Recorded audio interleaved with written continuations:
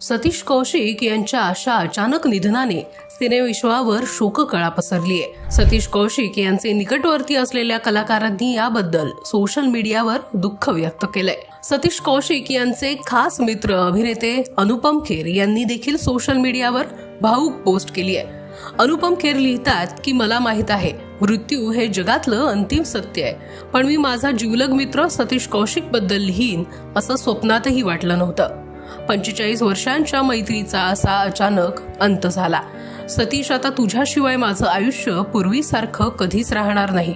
ओम शांती। तर अभिनेत्री नीना गुप्ता यांनी सोशल मीडियावर व्हिडिओ पोस्ट करून त्यांना श्रद्धांजली वाहिली आहे। तर जॉनी लिव्हर यांनीही सतीश कौशिक यांच्या आठवणींना उजाळा देत त्यांना श्रद्धांजली वाहिली। ते लिहितात की जेव्हा मी पहिल्यांदा सतीश कौशिक यांना भेटलो ते 1985 मध्ये, जेव्हा ते एका ऍड फिल्मसाठी असिस्टंट डायरेक्टर म्हणून काम करत होते, जी ऍड आम्ही एकत्र केली होती आणि मागच्या आठवड्यातच आम्ही एकत्र शूटिंग देखील करत होतो।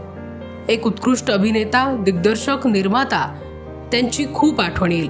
आपलं आणि आपल्या चित्रपट सृष्टीचं मोठं नुकसान झालंय। त्यांच्या परिवारासाठी मी प्रार्थना करतो।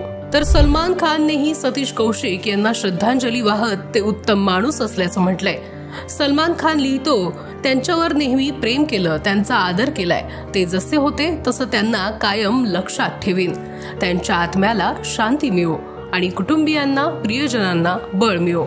Rest in peace सतीशजी। यासह अनेक हिंदी, मराठी कलाकारांनी सतीश कौशिक यांच्या आठवणींना आणि त्यांच्या गाजलेल्या भूमिकांना उजाळा देत त्यांना श्रद्धांजली वाहिली आहे। Let's up Marathi, Mumbai.